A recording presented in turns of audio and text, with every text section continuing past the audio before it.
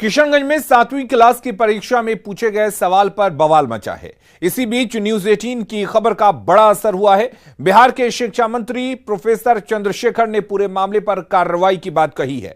Professor Chandrashekhar ने कहा कि जिसने भी यह काम किया होगा उस पर कड़ी कार्रवाई की जाएगी। ये जो गलती जिसने भी अधिकारी की है, बड़े से बड़े अधिकारी हों, ये चूक हो चाहे जो हो, ये चूक नहीं माना जाएगा, उस पर कार्रवाई होगी। जांच हो रही है, डीएम साहब से लगातार संपर्क में है। डीएम साहब को कह दिया गया जांच करके अविलंब प्रतिवेदन देने के लिए। सर 17 में भी यही क्वेश्चन आया था, सेम क्वेश्चन था जो वैशाली में हुआ था, अब सेम क्वेश्चन वहां। आपको लगता है कोई जानबूझ के कर सकता है यह हरकत? बावजूद भी जाने में करे अनजाने में करे, वो कार्रवाई के लिए है, कार्रवाई होगी। दरअसल किशनगंज में 7वीं क्लास की परीक्षा में जो सवाल पूछे गए, ये सिर्फ 10 जर्सी गायों के साथ हर साल 18 लाख कमा रहे हैं।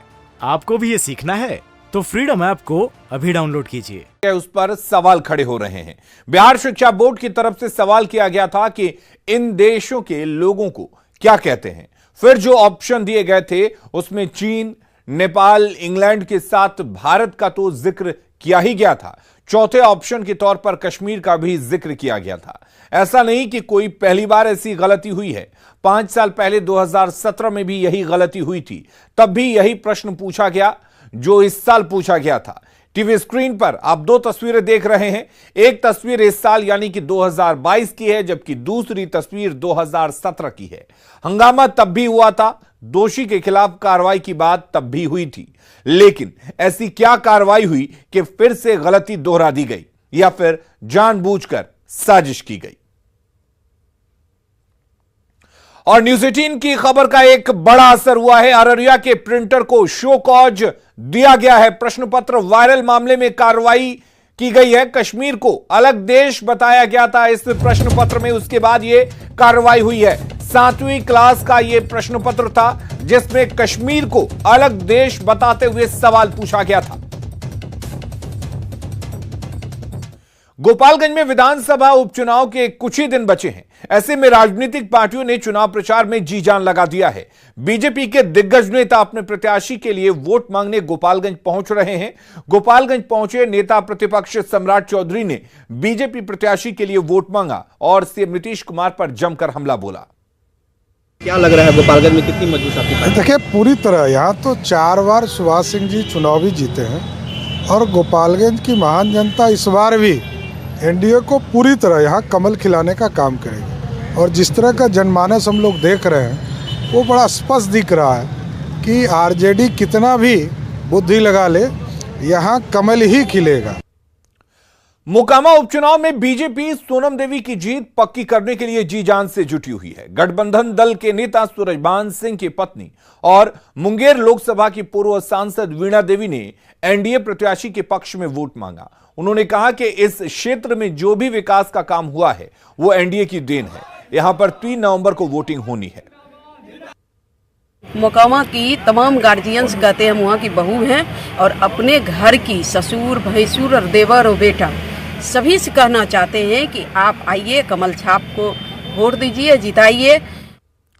मोकामा विधानसभा उपचुनाव में बाहुबलियों के मैदान में होने से आम लोग भी असमंजस की स्थिति में हैं।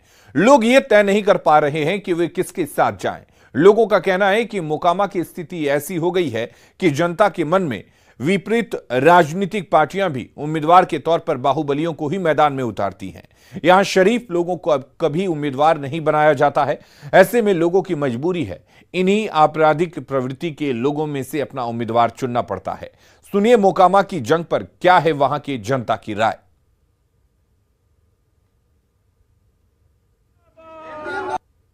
दिक्कत ये है, सबसे बड़ी बात है कि जनता वो पुह में कि किसे हम वोट दें, वैसे से नहीं कर। दोनों की छवि कमोबेश एक ही है। एक सांपनाथ है तो एक नाथनाथ है, तो दोनों तो लगभग वही। दोनों बाहुबली हैं। लड़ाई तो 47 से 47 के है। बाघ के सामने बकरी का कोई वैल्यू है? तुरंत चबा जाएगा। लेकिन इस बार बाघ की लड़ाई बाघ से है। मोकामा इस बार बाघ की लड़ाई बाघ से है। लोहा से लोहा लड़ेगा और लोहा से लोहा कटता भी है। जाति फैक्टर तो ऐसा शुरू से आते आ रहा है बिहार में, तो इसलिए दूसरे को टिकट मिलता कहाँ है। क्या फैक्टर है आप बता रहे हैं, जाति फैक्टर नहीं तो आखिर फैक्टर? पहले से करीब 20-25 साल पहले से यहाँ माना पार्टी लोग सब क्रिमिनल को टिकट देने लगे। देखा देखी अब सब क्रिमिनल को टिकट देता है, जनता तो बेचारा है। अब उसी में जिसको चुने या न चुने। कामा विधानसभा जो क्षेत्र है आपका, ये कितना बदला? कहाँ कुछ बदला?